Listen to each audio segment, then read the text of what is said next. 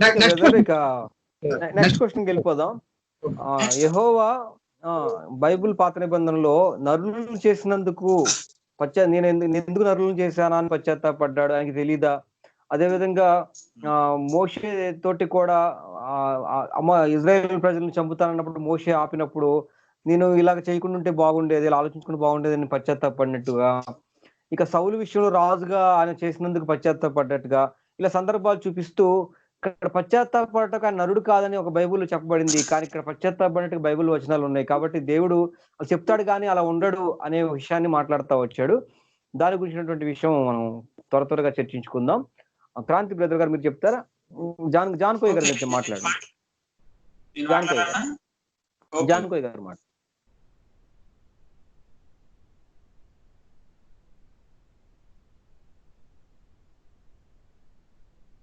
John గారు మాట్లాడండి, unmute చేసుకోండి.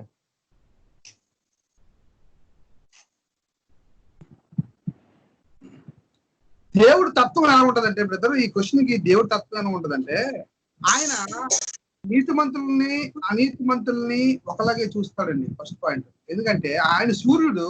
ఇప్పుడు చూడండి, మత్తయి సువార్తలో ఒక మాట ముందు మీకు చెప్పాలి, దాని తర్వాత మీకు అర్థమవుతుంది పాయింట్. నేను చెప్పే పాయింట్ అర్థమవుతుంది. మత్తయి సువార్త 5వ అధ్యాయంలో చూడండి, 5వ అధ్యాయము, మత్తయి సువార్త 5వ అధ్యాయము గమనించినట్లయితే అక్కడ ఒక మాట రాయబడింది. 45 అండి, 5:40 చదువుతాను. ఆయన చెడ్డవారి మీదను మంచివారి మీదను తన సూర్యుని ఉదయింపజేసి నీతిమంతుల మీదను అనీతిమంతుల మీదను వర్షము కురిపించుచున్నాడు. మీకు అర్థమైందండి? అంటే ఆయన అందరినీ ఒకలాగే చూస్తాడు అనమాట. చాయిస్ తీసుకోవాల్సిందంటే ఎవరు అంటే మనిషి చాయిస్ తీసుకోవాలి. ఇక్కడ కాంటెస్ట్ ఏంటంటే, మరి జనాలు చెడిపోయారు, శుభ్రంగా చెడిపోయారు. చెడిపోయి విపరీతం అయిపోయారు, చాలా విపరీతం అయిపోయారు అనమాట. చాలా విపరీతం అయిపోయినప్పుడు ఆయన చాలా బాధపడ్డాడు. ఎందుకంటే తండ్రి కదండి. మొత్తం అందరూ చెడిపోతే ఆయనేమో అందరినీ సమానంగా చూస్తాడు. ఆయన పక్షపాతం లేదు. అయినప్పటికీ వీరు పూర్తిగా చెడిపోయారు. అంటే ఎంతో చేసి అంటే సృష్టి చేయడం కూడా దేవుడు చాలా కష్టపడి అలసిపోయినంతగా నేను విశ్రాంతి తీసుకున్నాను, సృష్టి చేసిన తర్వాత విశ్రాంతి తీసుకున్నాను అనే పదం రాయించాడంటే, మరి చాలా కష్టపడి సృష్టిని చేశాడు. చేసి సృష్టిని సమానంగా పంచి ఇచ్చినప్పుడు వీళ్ళందరూ అరాచకం చేసి దేవుడి మాట వినకుండా దేవుడు దూరం అయిపోయినప్పుడు దేవుడు బాధపడ్డాడు. మరి ఆయన బాధపడ్డాడు కూడా ఆయనకు అర్హత లేదంటారా? ఆలోచించండి. ఇక్కడ మీరు బాధపడ్డాను కూడా ఆయనకు అర్హత లేదంటారా? మీరు గమనించాలి. ఇక్కడ ఈ మాట మీరు గమనించాలి. ఎందుకంటే ఆయన అందుకే బైబిల్లో చాలా విషయాలు రాయబడ్డాయి బ్రదర్. అదేంటంటే ఒక మాట నేను చూపిస్తాను. ఆయన శిక్షించినప్పుడు ఒకలాగే ఉంటాడు, మరి కనికరం చూపించినప్పుడు ఒకలాగే ఉంటాడు. అందుకే కొన్ని సందర్భాలు ఏమో రాయబడ్డాయి అంటే, కొన్ని సందర్భాలు ఆయన పశ్చాత్తాప పడినట్టుగా రాయబడ్డాయి, కొన్ని సందర్భాలు ఏమో పడినట్టుగా రాయబడ్డాయి, పర్లేదు పడినట్టుగా రెండు రకాలుగా రాయబడ్డాయి. ఎందుకంటే సందర్భాన్ని బట్టి మనం ఆలోచించాలి. అక్కడ చాలా బాధపడ్డాడు. ఎంత బాధపడ్డాడంటే, నేను ఎంత చేస్తే నన్ను కాదని జనులు చెడు వైపుకి వెళ్ళిపోయారే అని బాధపడి. ఏమండి చెప్పండి బ్రదర్. క్రాంతి గారు కొద్దిగా మ్యూట్ లో పెట్టుకుంటారా? వాయిస్ డిస్టర్బెన్స్ అవుతుంది. జాన్ గారిది కొద్దిగా మ్యూట్ లో పెట్టండి. క్రాంతి లేకపోతే పని చేయండి, మన క్రాంతి మీదకి ఇచ్చిన ముందు తంటే నేను మాట్లాడు. ఓకే సరే. అంటే దీన్ని బట్టి మనకి ఏదర్థం అవుతుందంటే, దేవుడు పశ్చాత్తాపడతాడు అనే కాన్సెప్ట్ కొన్ని ఉన్నా, పశ్చాత్తాపడను అనే కాన్సెప్ట్ కొన్ని ఉన్నా, సందర్భాలు మనం ఆలోచించి మాట్లాడాలి. ఎందుకంటే ఎంత నీచానికి వీళ్ళు దిగిపోయారంటే, ఎంత కష్టపడి ఈ సృష్టిని చేసి అందరికి సమానంగా పంచి ఇచ్చినప్పుడు వీరు వాళ్ళు అరాచకం చేసి ఇష్టసరంగా వాళ్ళు ఆ చెడుతనము అక్కడ మాట రాయబడుతుంది. భూమి మీద మనుషుల చెడుతనము బాగా విస్తరించింది అని రాయబడింది. అక్కడ ఎంత విస్తరించిందంటే కన్నతండ్రికి కూడా బాధ వచ్చే విధంగా విస్తరించింది. కనుక అయ్యో నేను ఎంత చేశానే విసిగిపోయాడండి దేవుడు. అక్కడ విసిగిపోయి ఎంత చేశానే నేను, కనుక మరి వీళ్ళందరినీ లేకుండా చేస్తే బెటర్ అని ఒక నిర్ణయానికి వస్తారంటే, అక్కడ పూర్తిగా మంచి వాళ్ళు ఒకరు కూడా లేరనమాట. ఒక మంచి మాట చెప్తాను. అబ్రహాం దగ్గరికి ఒకసారి ఇద్దరు దూతలు వస్తారు. దూతలు వచ్చినప్పుడు లోతు దగ్గరికి వెళ్తారు. ఒక దూత అబ్రహాం దగ్గర ఉండిపోతే 2 దూతలు లోతు దగ్గరికి వెళ్తున్నప్పుడు అబ్రహాం అడుగుతాడు దేవుణ్ణి. దేవుణ్ణి అడుగుతాడు ఏంటంటే, ఒక్కళ్ళు ఎంతమంది ఉంటే నువ్వు ఆ సిటీని రక్షిస్తావు, అంటే ఆ ప్రాంతాన్ని రక్షిస్తావు దేవా అని అడిగితే, అలాగా స్టెప్ బై స్టెప్ ఒకరుంటే రక్షిస్తావా, 10 మంది ఉంటే రక్షిస్తావా, 5 ఉంటే రక్షిస్తావా అని అడిగితే, ఏమంటే ఒక్క నీతిమంతుడు ఉంటే నేను రక్షిస్తాను అంటాడు. ఇక్కడికి వచ్చేసరికి నీతిమంతుడికి ఎవరు కనబడదు. ఒక్క నోవాహు తప్ప ఒక నీతిమంతుడు కూడా అక్కడ కనబడలేదు. దేవుడు నోవాహుని ఎంచుకొని ఆ సందర్భంలో మిగతా వాళ్ళందరినీ నాశనం చేయడానికి పూనుకోనంటే వాళ్ళు చాలా తారాస్థ స్థితికి వెళ్ళిపోయారు అనమాట. కనుక ఆ విషయంలో ఆయన పడ్డాడా పడలేదా అనే సందర్భాలు మనం ఆలోచించాలి. ఇక్కడ సందర్భాలు ఎలా ఆలోచించాలో మిఖాయి గారికి తెలియదని నా ఉద్దేశం కదా. అది మీరు చెప్పండి.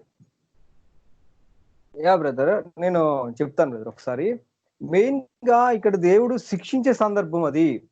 దేవుడు తప్పు చేసిన వారిని శిక్షించే సందర్భంలో తాను ఇప్పుడు ఇలాంటి వాళ్ళు, మిఖాయి లాంటి వాళ్ళు ఎవరైతే రకరకాలుగా ఎవరు క్రీస్తు వ్యతిరేకులు వాళ్ళు ఏమనుకుంటారు అంటే దేవుడు సైకో అని, శాడిస్ట్ అని ఇలా రకరకాలుగా మాట్లాడుతూ ఉన్నారు. తన బాధని తాను వ్యక్తపరచుకోకపోతే తను ప్రేమిస్తున్నట్లుగా ఎలా తెలుస్తుంది మనకి? ఇక్కడ ఒక న్యాయాధిపతి ఉన్నాడండి, మనకు జడ్జి ఉన్నాడు, ఆయన ఉరిశిక్ష వేస్తుంటాడు. కొంతమందికి ఉరిశిక్ష వేస్తాడు. ఉరిశిక్ష వేస్తున్న వ్యక్తి జడ్జి దగ్గరికి వెళ్ళి మీ ఫీలింగ్ ఏంటి అని అడిగాం అనుకోండి, మీకు ఫీలింగ్ సంతోషంగా ఉందా అంటే నాకు బాధగానే ఉంది, కానీ న్యాయం కోసం నేను చేస్తున్నానని చెప్తాడు. మంచి వ్యక్తి అయితే కనుక అలాగే మాట్లాడతాడు. మంచి వ్యక్తి అయితే కనుక ఇక్కడ దేవుడు తాను చేస్తుంది న్యాయము. తప్పు చేసిన వ్యక్తులందరినీ శిక్షిస్తున్నాడు. దేవుడు చేస్తుంది న్యాయం చేస్తూ కూడా తాను ప్రేమమయుడు, తనకు అలాగే ఇష్టం లేకుండానే చేస్తున్నాడు అనే కోణం, తన ప్రేమమయుడు తనకు ఇష్టం లేకుండా చేస్తున్నాడు అనే ఒక ఎక్స్ప్రెషన్ అక్కడ రాయడాన్ని బట్టి మనం దేవుని యొక్క గుణగుణాలని, దేవుని యొక్క లక్షణాలు మనం తెలుసుకోగలుగుతున్నాం. ఆయన పశ్చాత్తాపడుతున్నాడంటే అక్కడ ఆ విధంగా దేవుడు ప్రేమమయుడు అనే ఒక కోణం మనకు అర్థమవుతా ఉంది. పైగా స్టక్ అవుతుంది కదా. ఒకసారి క్రాంతి బ్రదర్ మీరు మాట్లాడి మళ్ళీ వస్తాను నేను. క్రాంతి బ్రదర్ మీరు మాట్లాడండి, అన్మ్యూట్ చేసుకోండి, మిగతా మ్యూట్ లో పెట్టుకుందాం. ఒక మాట చెప్తాను, ముగిస్తాను. దేవుడు మైండ్ సెట్ ఎలా ఉంటదంటే, ఇప్పుడు ఆదాముని చేశాడండి. ఆదాముని చేసిన తర్వాత ఇదో ఈ పండుని తినద్దు అన్నాడు, ఓకేనా? ఇది తినాలన్నా నువ్వు చనిపోతావు అంటాడు దేవుడు, ఓకేనా? అంటే దేవుడు చనిపోవాలనా? ఆదాము చనిపోవాలని కోరుకున్నాడా? లేదు, ఒక మాట అనేసాడు. దేవుడు ఒకసారి అన్నాడంటే అది నెరవేరకుండా వెనక్కి తిరిగి వెళ్ళదు. వెనక్కి తిరిగి వెళ్ళిపోతే అతను దేవుడు కాదనమాట. అది కాంటెస్ట్. కనుక ఆయన ఒకసారి అనేసాడు, ఎప్పుడైతే ఈ పండు తింటావో నువ్వు చనిపోతావు అని. అట్ ద సేమ్ టైం దేవుడు మరొక మాట కూడా అన్నాడు అదే సమయంలో, మీరు ఫలించి అభివృద్ధి పొంది భూమిని నిండించండి అని కూడా అన్నాడు. చెట్టు పండు తిన్న వెంటనే ఆదాం ఎందుకు చచ్చిపోలేదంటే మొదటి మాట కూడా నెరవేరాలి, రెండో మాట కూడా నెరవేరాలి దేవుడిది. మొదటి మాట ఏంటంటే ఆయన ఫలించి అభివృద్ధి పొంది భూమిని నిండించాలి. అట్ ద సేమ్ టైం చెట్టు పండును తిన్నాడు కనుక ఆయన మరణించాలి. అందుకే కొంత టైం తర్వాత ఆయన మరణించడం, ఆయన భూమిలో మట్టితో కలిసిపోవడం అనేది మనకు కనబడుతుంది బైబిల్లో. అంటే దీన్ని బట్టి ఏమర్థమవుతుందంటే, దేవుడు మనుషులు శిక్షించడం దేవుడికి ఇష్టం ఉండదు అసలు. ఆయన శిక్షించే దేవుడు కదండి, అనుగ్రహించే దేవుడే. ఆయన ప్రేమమయుడే ఎప్పటికీ. అయితే సందర్భాల సైతము ఆయన శిక్షించవలసి వచ్చింది అనే పదం రాయబడ్డాయి బైబిల్లో. ఒక మాట చూపిస్తానండి మీకు. ఇర్మియా గ్రంథం 6వ అధ్యాయము, ఒకసారి ఆ రిఫరెన్స్ చెప్పి నేను క్రాంతి బ్రదర్కి ఇచ్చేస్తాను. ఇర్మియా గ్రంథము 6వ అధ్యాయం మీరు చదివినట్లయితే ప్రేక్షకులను మీరు కూడా గమనించండి. ఇర్మియా గ్రంథము 6వ అధ్యాయం 10వ వచనం చదువుతాను, చూడండి. విందురని నేను ఎవరితో మాట్లాడేదను, ఎవరికి సాక్ష్యం ఇచ్చేదను, వారు వినుటకు తమ మనసును సిద్ధపరచుకున్నారు గనుక వినలేకపోయిన. ఇదిగో వారు యెహోవా వాక్యమందు సంతోషం లేని వారే దానిని తురీకరింతురు. కావున నేను యెహోవాను క్రోధముతో నిండి ఉన్నాను, దాన్ని అణుచుకొని నేను విసిగి ఉన్నాను.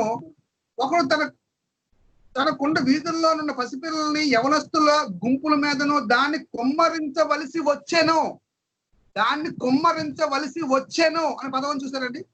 కొమ్మరించవలసి వచ్చాను అంటే అర్థం ఏంటి? దేవుడికి ఇష్టం లేదు శిక్షించడం దేవుడికి ఇష్టం లేదు.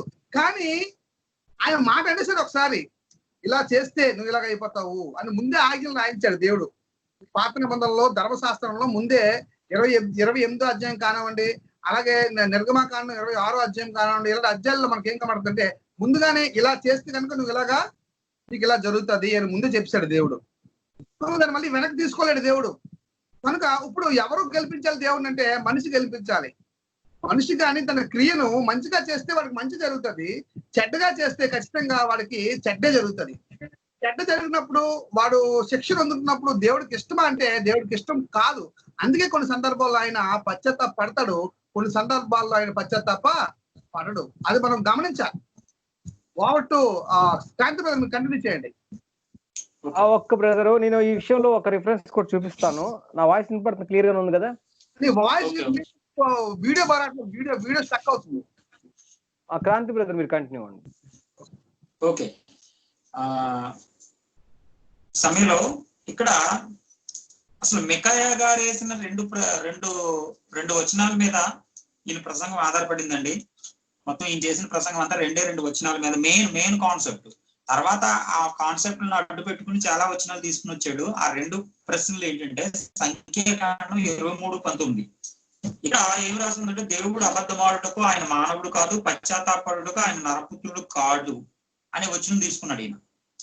అయితే అబద్ధమాడుటకు ఆయన మానవుడు కాదు, పశ్చాత్తాపడుటకు ఆయన నరపుత్రుడు కాదు అన్నారు. కానీ ఇక్కడ పశ్చాత్తాపడ్డాడు, ఇక్కడ అబద్ధం ఆడాడు అని ఏదో కొన్ని అర్థం లేని వచనాలని ఆధారం లేని మరి నిరాధారమైన వచనాలు తీసుకొచ్చి దీనికి జాయింట్ కలిపాడు. మెయిన్ కాన్సెప్ట్ ఏంటంటే అసలు ఈయన మెయిన్ ఏ వచనాలను అయితే తీసుకున్నాడో, మెయిన్ ప్రసంగ అంశానికి ఏ వచనాలను అయితే తీసుకున్నాడో ఆ వచనాలను తీసుకుని మాట్లాడడమే అసలు అతను మాట్లాడే తీరే రాంగ్. రెండో పాయింట్ ఎక్కడ తీసుకున్నాడంటే సేమ్ టు సేమ్ ఇదే వచనం కనబడుతుంది మళ్ళీ మనకి 1 సమూయేలు గ్రంథం 15:29 కనబడుతుంది.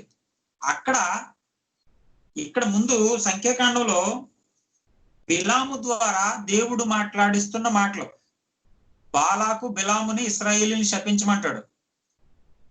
కానీ బిలాము ఇశ్రాయేలుని శపిందామని వెళ్ళి దీవించేస్తా ఉంటాడు. ఇక్కడ సంఖ్యాకాండంలో ఈ పాయింట్, దేవుడు అబద్ధమాడడు, ఆయన నరుడు కాదు, ఆయన పశ్చాత్తాపడడు, ఈ వచనం. ఇక్కడ సమూయేలు మొదటి గ్రంథం 15:11లో సౌలుతో దేవుడు మాట్లాడుతున్నాడు, సమూయేలుతో దేవుడు మాట్లాడుతున్నాడు. ఆ రాత్రి సౌలు దారి తప్పిపోయాడని తెలుసుకున్న తర్వాత సమూయేలుతో దేవుడు చెప్తున్నాడు ఏమనంటే, సౌలును నిర్ణయించినందుకు, రాజుగా నిర్ణయించినందుకు నేను పశ్చాత్తాపడుచున్నాను అన్నాడు. ఈ 2 వచనాలు తీసుకున్నాడు. అయితే ఈ 2 వచనాలకి నిరాధారమైన కొన్ని వచనాలు తీసుకుని ఆయన అబద్ధం ఆడాడు అన్న చెప్పాడు. కానీ అవి ఫెయిల్ అయినాయి, వాటిని పక్కన పెట్టేద్దాం. ఆయన అబద్ధం ఆడలేదు. ఆ వచనాల విషయంలో మికాయా గారే అబద్ధం ఆడాడు. ఇక్కడ దేవుడు అబద్ధం ఆడలేదు కానీ ఆ వచనాల్ని వక్రీకరించి మికాయా గారు అబద్ధం ఆడాడని మనం తేల్చాం. తర్వాత ఇక్కడ పశ్చాత్తాపడ్డా లేదా అనే విషయం చూస్తే అసలు బిలాము దగ్గర బాలాకు బిలాముతో ఏం చెప్తాడు, శపించి ఇశ్రాయేలు ప్రజలు నీకు కావాల్సినంత డబ్బు ఇస్తానంటాడు. మనిషి లొంగిపోయాడేమో గాని బాలాకి ఇచ్చిన డబ్బుకి దేవుడు లొంగలేదు. అందుకని మనిషి శపించడానికి వెళ్ళాడు, ఆ కొండ మీద నిలబడి శపిందాం అనుకున్నాడు. కానీ అక్కడ ఏం వస్తున్నాయి, దీవెనలు వస్తున్నాయి. అక్కడ దీవెనలు వస్తూ ఏమంటాడంటే, అబద్ధం ఆడడానికి దేవుడు నరుడు కాదు నాయన, నువ్వు ఇచ్చే డబ్బులు లొంగిపోవడానికి, పశ్చాత్తాపడడానికి, అనవసరంగా ఇశ్రాయేలు ప్రజలను దీవించేనే అని మళ్ళీ తిరిగి శపించడానికి దేవుడు నరుడు కాదు, ఆయన దేవుడు, ఆయన మాట ఇచ్చి తప్పేవాడు కాదు, దీవించి శపించేవాడు అంతకంటే కాదు అని బాలాకు బుద్ధి చెప్తున్నాడు. ఇక్కడ బాలాకి బిలాము ద్వారా దేవుడు బుద్ధి చెప్తున్నాడు ఇక్కడ ఈ పాయింట్ లో. అంటే ఇక్కడ ఈ వర్సెస్ ని తీసుకున్నప్పుడు ఈ వర్సెస్ ని గురించి మాత్రమే ఈ పాయింట్ లాజిక్ ని తీసుకోవాలి మనం. అంతేకాని దీన్ని నట్టుపోయి ఎక్కడ పడితే అక్కడ సైన్ తగిలించేస్తే అతుక్కోదు. ఆ లాజిక్ లో ఈ బైబిల్ ఎలా చదవాలనేది వీళ్ళకి ఎలా తెలుస్తుంది చెప్పండి. అసలు బైబిల్ సరిగ్గా చదవలేను, మనసు పెట్టి చదవలేను, వీళ్ళకి ఎలా తెలుస్తుంది? ఇక సౌలు దగ్గరికి వెళ్ళిపోతే ఒకే అధ్యాయంలో 2 రకాల వచనాలు ఉంటాయి. ఒకే అధ్యాయంలో మనం చూస్తే 15వ అధ్యాయంలో 11లో పశ్చాత్తాప పడుచున్నాను అని ఉంటది. అదే 15వ అధ్యాయంలో 29వ వచనంలో పశ్చాత్తాప పడుటకు ఆయన అబద్ధమాడు పశ్చాత్తాపడడు అని ఉంటది. ఒకే అధ్యాయంలో ఉన్నాయి రెండు వచనాలు కూడా. ఒకే 15 అధ్యాయం, మొదటి సమూయేలు 15లో ఒకే అధ్యాయంలో ఒక చోటను నేను పశ్చాత్తాపడుతున్నానని దేవుడు సమూయేలుతో చెప్పాడు. సమూయేలు సౌలుతో చెప్తున్నాడు. ఇక్కడ 29లో సమూయేలు సౌలుతో చెప్తున్నాడు, దేవుడు చెప్పట్లేదు. ఇక్కడ చూడండి ఏమంటాడంటే, సౌలు నేను మారిపోయిన బాబాయ్, నా తప్పు తెలుసుకున్నాను, నువ్వు నాతో రా, నువ్వు నన్ను దీవించు, ప్రజల ఎదుట నన్ను గనపరచు అంటే ఇక నేను నీతో రాను, నీకంటే గొప్ప రాజుకి దేవుడు ఈ రాజ్యాన్ని అప్పగించబోతున్నాడు, నీకంటే శ్రేష్టమైన రాజుని దేవుడు తీసుకొచ్చి ఇక్కడ ఇశ్రాయేలుకి రాజుగా నిలబెట్టబోతున్నాడు, యెహోవా నిన్ను విసర్జించి ఉన్నాడు, నీతో నేను రాను, యెహోవా పశ్చాత్తాపపడడు, ఆయన అబద్ధమాడుటకు నరుడు కాదు అని చెప్పి ఎవరంటున్నారు ఇక్కడ సమూయేలుతో. అదే అధ్యాయంలో సమూయేలుతో దేవుడు చెప్పిన మాట, నేను పశ్చాత్తాపడుతున్నాను వాడిని రాజుగా చేసినాను, దేవుడు చెప్పిన మాట. సమూయేలు సౌలుతో చెప్తున్న మాట, ఆయన పశ్చాత్తాపడడు, అబద్ధమాడడానికి ఆయన నరుడు కాదు అంటే ఇక్కడ ఈ 2 వచనాల్లో తేడా ఏంటి? దేవుడు నేను పశ్చాత్తాపడుతున్నానని ఆయన చెప్పాడు, ఒక ప్రవక్త చెప్తున్నాడు కామన్ గా, నేను నీతో రానురా బాబు, నువ్వు మోసం చేసావు, దేవుడిని ఇంక వాడుకోవద్దు, ఆయన ఏం పశ్చాత్తాపడ్డు నీ విషయంలో ఆయన ఏమో మారతాడు అని అనుకోకు, ఆల్రెడీ ఇచ్చేసాడు ఇంకొకరికి ఇచ్చేసాడు కాబట్టి ఇంకా ఆయన నువ్వు నా కాళ్ళు పెట్టుకున్నా, మళ్ళీ నేను వెళ్ళి ఆయన కాళ్ళు పెట్టుకున్నా, ఇంకా ఆయన పశ్చాత్తాపడ్డు, ఒకసారి నిర్ణయం తీసుకున్నాడంటే ఆ నిర్ణయం మారదని సమూయేలు చెప్తున్నాడు. మీకు అర్థమవుతుందని? ఇది ఎవరు చెప్తున్నారో కూడా తెలియకుండా ప్రసంగాలు చేస్తాడు ఈయన మిక్కాయ. నేను అంటాను పలానా ఆయన ఒకసారి మాట ఇచ్చేటంటే మాట తప్పడండి అని నేను అంటాను. ఆయన అన్నది వేరు, నేను అన్నది వేరు కదా. మీకు అర్థమవుతుందండి? పశ్చాత్తాప పడతాడండి దేవుడు. ఎందుకు పశ్చాత్తాపడతాడు? మన మీద ఉన్న ప్రేమను బట్టి పశ్చాత్తాపడతాడు. ఇప్పుడు ఒక తండ్రి అంటాడండి, కోపం వచ్చినప్పుడు ఈయన ఎందుకు కన్నాను రా బాబు అంటాడు, వీటి కన్నందుకు పశ్చాత్తాపడుతున్నాను అంటాడు. అంత మాత్రాన్న ఇక ఆయన ఆ వ్యక్తికి చేతగానున్నాడు, లేకపోతే ఏదో అబద్ధమాడాడు, తప్పు చేసాడు అని కాదు.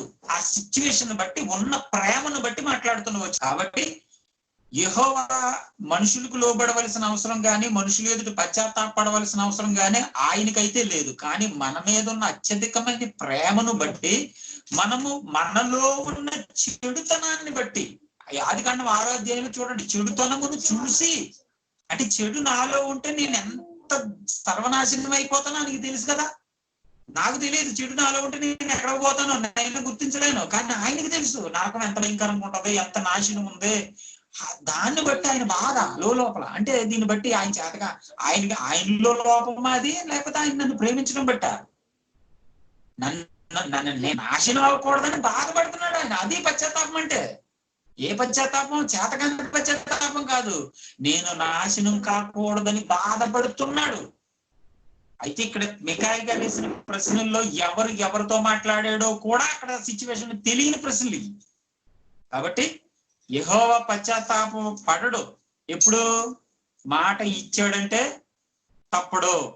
ఇశ్రాయేలీయులకు మాట ఇచ్చాడు దీవిస్తానని, అదే చెప్తున్నాడు అక్కడ. అలాగే ఇంకో రాజుకి, అలా ఆల్రెడీ దావీదు లైన్ లో ఉన్నాడు అక్కడ, ఇంకో రాజుని పెట్టేశాడు. ఇక దేవుడు పశ్చాత్తాప పడడు. ఇక మరి సౌలుని ఎందుకు ఏర్పాటు చేయాలనేది వీళ్ళు కొటేషన్ వేస్తారు. మరి అంత బాధపడేటప్పుడు ముందు తెలియదా సౌలు ఎలా దిగజారిపోతాడని? ఎందుకు తెలీదు? ఆ విషయాన్ని కూడా ముందే చెప్పేశాడు దేవుడు. ఇశ్రాయేలు ప్రజలు మాకు రాజు కావాలి, మాకు రాజు కావాలి, మాకు రాజు కావాలని 10 సార్లు తిరుగుతుంటే దేవుడు సమూయేలు ద్వారా ఒక మాట చెప్పించాడు. ఏమనంటే, జాగ్రత్త, మీకు రాజును పెడతాడు దేవుడు. మీకు రాజు వచ్చిన తర్వాత మాకు ఈ రాజు వద్దు బాబోయ్, మాకు ఈ రాజుతో మేము పళ్ళాపోతున్నాం, మాకు వేరొక రాజు ఇయ్యని మీరు ఎన్నిసార్లు ప్రార్థన చేసినా యెహోవా మీ మాట వినడో అని ముందే చెప్పేశాడు.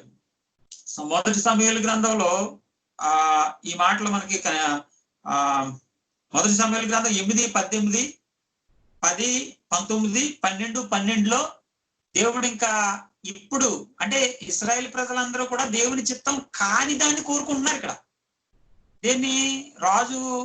దేవుడే న్యాయం తీరుస్తున్నాడు, న్యాయాధిపతిగా సమూయేలు ఉన్నాడు.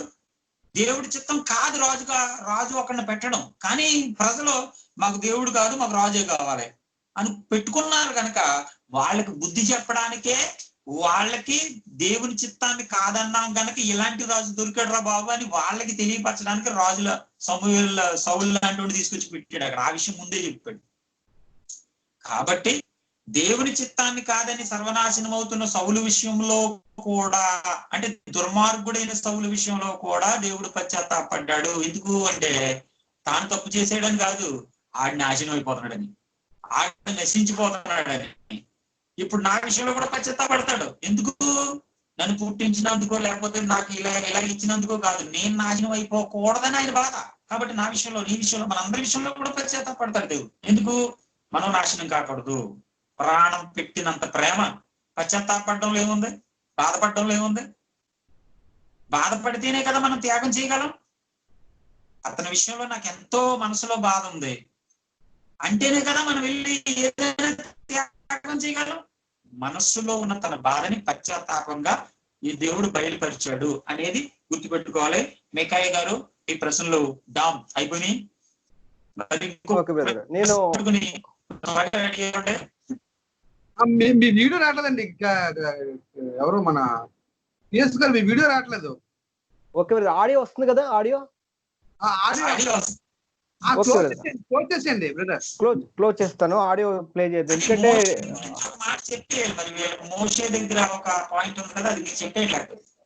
చెప్తాను ఒకసారి. యెహెజ్కేలు గ్రంథము 18వ అధ్యాయము 23వ వచనం చూస్తే కనుక, దుష్టులు మరణము నొందుట చేత నాకెంత మాత్రమైన సంతోషం కలుగునా, వారు తమ ప్రవర్తన దిద్దుకొని బ్రతుకుటే నాకు సంతోషము, ఇదే ప్రభువు యెహోవా. ఇక్కడ దుష్టులని శిక్షించే విషయంలో, దుష్టులు మరణం చెందే విషయంలో దేవుడికి సంతోషపడడు.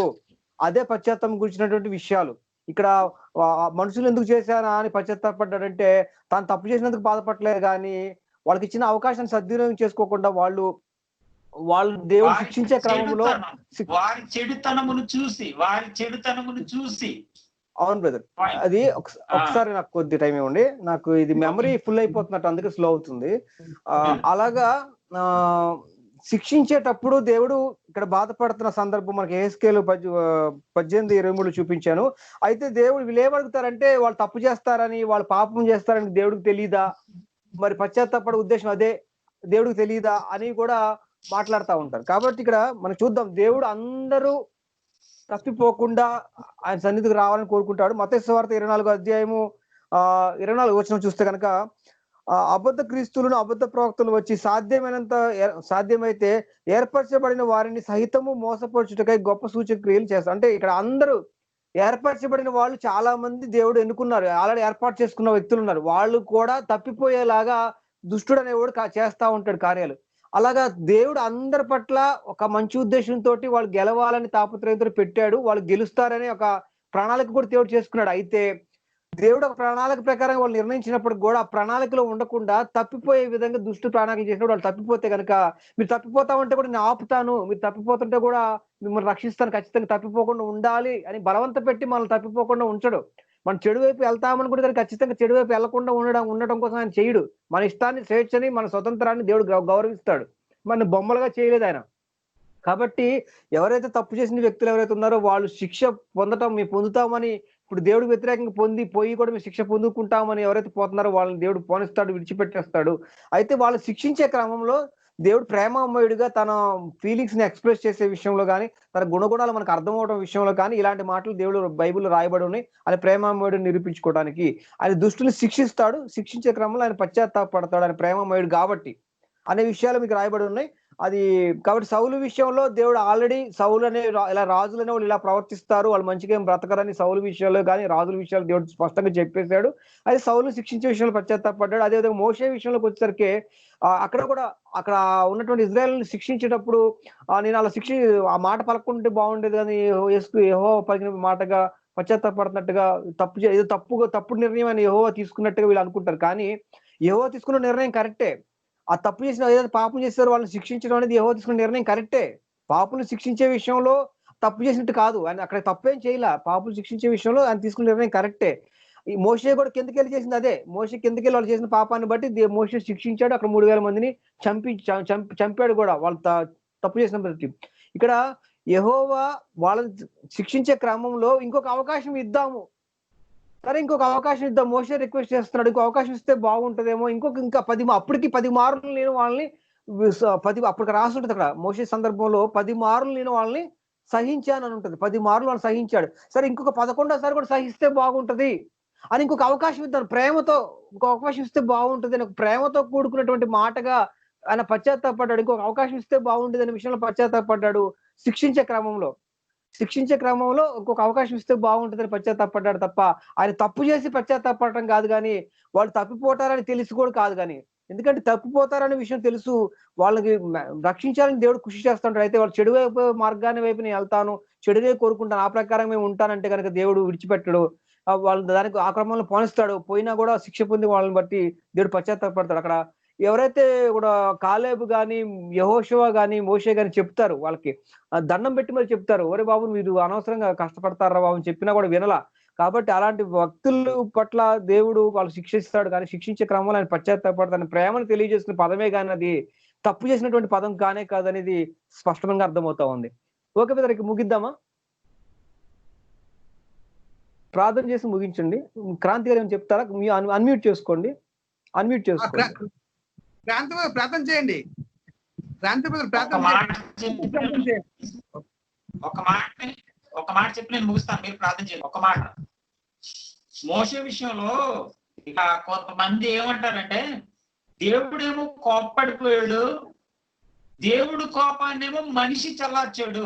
వీళ్ళని చేసినందుకు నేను బాధపడుతున్నాను, ఇశ్రాయేలు ప్రజల్ని ఈ ఒక్క రోజునే నేను నశింపు చేస్తాను, నేను నాశనం చేసేస్తాను అని దేవుడు కోప్పడిపోతుంటే, మోషే అనే ఆ ప్రవక్త అడ్డుపడి దేవుణ్ణి బతిమాలి, నీ ప్రజలు నువ్వే చంపేసుకుంటావేంటయ్యా, అందుకేనా కానా యొక్క ఐగుప్తు దేశం నుంచి తీసుకొచ్చింది, ఇక్కడ ఈ అరణ్యంలో చంపేసుకుంటే యెహోవా దేవుడు వీళ్ళని కాపాడలేకపోయాడని అన్ని జనులు అనుకుంటారని ఒక మనిషి దేవుడికి బుద్ధి చెప్పవలసి వచ్చింది అని కొంతమంది నిందిస్తారు.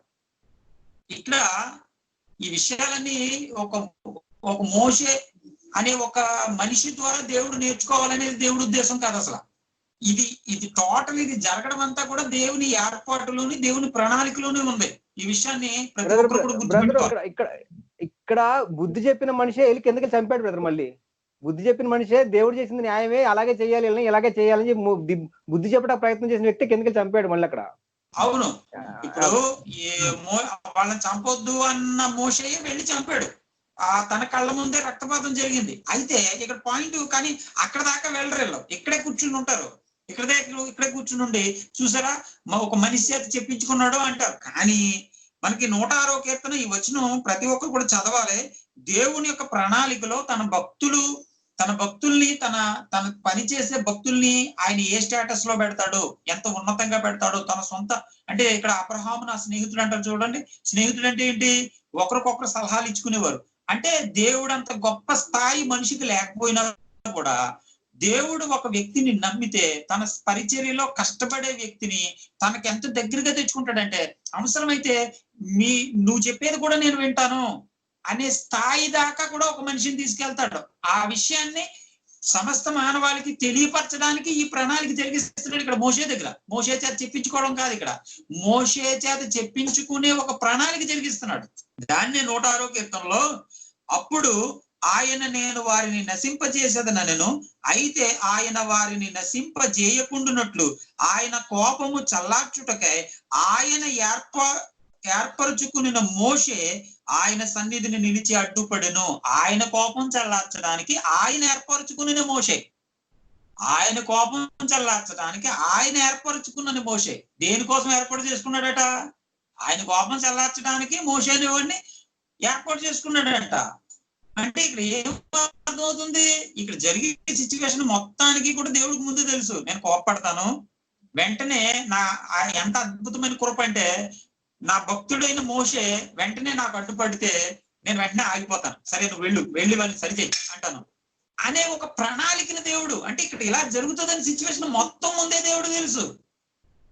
తన భక్తులకి ఇచ్చే స్టేటస్, తన భక్తులకి ఆయన ఎంత దగ్గరగా ఉంటాడు, తన భక్తులతో ఆయన ఎంత సంభాషణ కలిగి ఉంటాడు, చివరికి మన మానవ మనుషులమైన దేవుడితో ఏమాత్రం స్థాయి లేని వాళ్ళమైనా చివరికి మనం ఏదైనా చెప్పినా కూడా వినే స్థాయి, అంత స్నేహితులుగా ఆయన మనకి దగ్గర అవుతాడు అనే విషయం మనకి ఇక్కడ స్పష్టంగా అర్థం ఉంది. అందుకే ఇక్కడ ఈ వచనంలో ఆయన ఏర్పరచుకుని మోషే, ఆయన కోపం చల్లార్చుటకే ఆయన ఏర్పరచుకుని మోషే అని చెప్పాడు. కాబట్టి ఇక్కడ మోషే ఎంత చల్లార్చి టిఎస్ గారు చెప్పినాడు, మళ్ళీ కిందకెళ్ళి ఈయన కోపాన్ని కూడా చూపించాడు. అంటే మనిషి ఎప్పుడు కూడా దేవుడు అంత సహనం కలిగిన వాడు కాదు. దేవుడికి ఎప్పుడు సహనం ఉంటది, దేవునికి ఎప్పుడు ఓర్పు ఉంటది. ఆయన దగ్గర చెప్పినా కూడా ఇక్కడ చూసేటప్పటికి అంటే దేవుడు పైనుంచే చూశాడు, మోషే చూడలేదు అక్కడ ఏం చేస్తున్నారు అనేది. దేవుడు దేవుడు అన్యాయం చేస్తున్నట్టుగా మోషే భావించినట్టు కనపడుతుంది, కానీ దేవుడు చేసేది న్యాయం అనే విషయం మోషేకి అర్థమవుతుంది కిందకి వెళ్ళిన తర్వాత. ఇప్పుడు దేవుడు అయితే డైరెక్ట్ గా చూశాడు, అక్కడి నుంచే చూశాడు. మోషేకి కనబడదు కదా, అక్కడి నుంచి మనిషి కదా. డైరెక్ట్ ఇక్కడికి వచ్చి చూసేటప్పటికి ఆ దేవుడు అంత కోపపడింది, ఎంత భ్రష్టత్వం ఇక్కడ ఉందా అని చెప్పేసి దేవుడు ఒక మనిషి ఒక 2 మాటలు చెప్పేటప్పటికి దేవుని కోపం చల్లారినట్టు అక్కడ ప్రత్యక్షపరుచుకున్నాడు, కానీ ఇక్కడ మోషే కోపం మాత్రం చల్లారలేదు. ఎందుకంటే తన మనిషి గనక. బ్రదర్ అక్కడ ఒక మాట చెప్పాలి. అక్కడ వాళ్ళు సహనం 40 రోజులు రాలేదని చెప్పి సహనం నశించిన వాళ్ళుగా 40 రోజులు రాలేదు కాబట్టి వాళ్ళు చేశారు అన్నాడు. ఇక్కడ అంటే మికాయ కూడా అక్కడ ఉన్నటువంటి జనాంగం లాంటోడే. యెహోవా ఎప్పుడో దీవిస్తాడు, ఎప్పుడో మేలు చేస్తాడు, ఎప్పుడో నాకు న్యాయం చేస్తాడు అంటే కుదరదా బాబు, నాకు ఇప్పుడే న్యాయం కావాలని మికాయ అడుగుతున్నట్టుగా అక్కడ వాళ్ళు కూడా సహనం, ఓర్పు, శాంతం 40 రోజులకే సంవత్సరాలు అయినట్టుగా 6-7 నెలలు అయినట్టుగా 40 రోజులకే వాళ్ళ సహనం చచ్చిపోయి విగ్రహారాధన చేయొద్దని బైబుల్లో ఉన్నప్పుడు కూడా యెహోవా ముందు చెప్పినప్పుడు కూడా విగ్రహారాధన చేశారు. వాళ్ళంటే ఆ తప్పు పని ఏం చేయలేదని చెప్పి సమర్థిస్తున్నాడు, ఎందుకంటే ఈయన తప్పుడు వ్యక్తి కదా. విగ్రహారాధన చేయొద్దని ముందు దేవుడు చెప్పినప్పుడు కూడా వాళ్ళు చేశారు, అది తప్పని విషయం. ఇతనికి మికాయ 20 సంవత్సరాలు 20 సార్లు బైబిల్ చదివాడు అన్నాడు. విగ్రహారాధన చేయకూడదు చెప్పినప్పుడు ఆయన అదే యెహోవాని దూరం చేసుకుని ఎలా చెప్తారు? ఆ విషయం తప్పుని తప్పుగా కూడా ఒప్పుకునే వ్యక్తి ఇలా భ్రష్ట మనస్తత్వానికి, ఇలా దురాత్మ సంబంధించిన మనస్తత్వానికి వెళ్ళిపోయాడు. అందుకే ప్రశ్నిస్తున్నాడు కూడా. సత్యాన్ని ప్రశ్నించి ఆత్మకు అప్పగించేసాడు దేవుడు ఈయన్ని. ఓకే సార్, ప్రార్థన చేసి ముగించండి. మీ వాయిస్ రావట్లేదు. ప్రార్థన చేసుకున్నామండి, ముగించుకుందామండి. పరమ పరిశుద్ధమైన తండ్రి, నీ నామాన స్తోత్రాలు. ఇంతవరకు చక్కగా జరిగించావు, దాన్ని బట్టి స్తోత్రాలయ. కన తండ్రి, సత్యం ప్రతి వారికి తెలిసేలాగా సహాయం చేయండి, సత్యం వారు గ్రహించేలా సహాయం చేయండి. తండ్రి, ఎవరు మాకు సత్యం లేరు కానీ తండ్రి అందరూ తండ్రి మరి సత్యం మీద లేరు కనుక తండ్రి సత్యం గ్రహించే శక్తిని వారికి దయచేయమని మేము వేడుకుంటున్నాం, ప్రార్థిస్తున్నాం. తండ్రి అందరూ సత్యం అనే వెలుగులోకి వచ్చేలాగా సహాయం చేయండి. ఈ కృపలో అందరినీ భద్రపరిచి నిలబెట్టండి. ఈ వీడియో చూస్తున్న వారందరినీ కూడా దీవించండి, ఆశీర్వదించండి. తండ్రి మరి వారు కళ్ళు తెరవబడేటట్టుగా సహాయం చేయమని అడుగుతూ ప్రార్థన యేసుక్రీస్తునామమున అడుగుచున్నాను తండ్రి, ఆమేన్.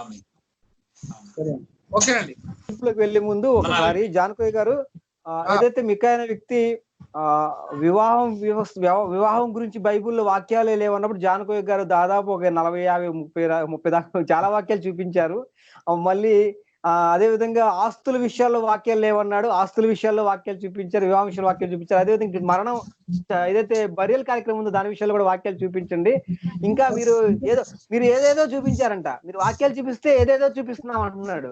నీకు నచ్చిన వాక్యాలు మేము చూపించలేరు బాబు, సారీ.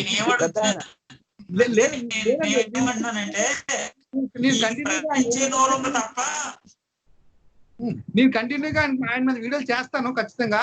అంటే ఆయన ఏ ప్రశ్న వేసినా దానికి నేను రెడీగా జవాబు చెప్పడం రెడీగా ఉంటానండి. అదే బ్రదర్, మీరు ఏదేదో చెప్పడం కాదు. 2 రెళ్ళు అంతా అని అడుగుతాడు ఆయన. అలా కాదండి, 2 రెళ్ళు అంతా అని అడుగుతాడు.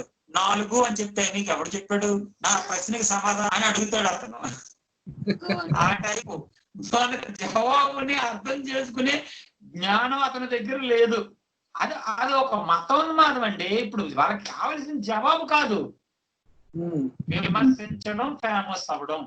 కానీ మనం జనం చూస్తున్నారు కదా అని సత్యం చెప్తున్నాం అంతే, ప్రజలు మభ్యపడతారు కదా అని సత్యం చెప్తున్నాం అంతే. వీళ్ళకి మాత్రం అది చూడండి, అక్కడ అహబ్బులాగా ఎక్కదనమాట. చచ్చిపోతున్నావురా బాబు, రేపు నవ్వుద్దని నువ్వు అన్నా కూడా ఎక్కదు, ఆ టైపు.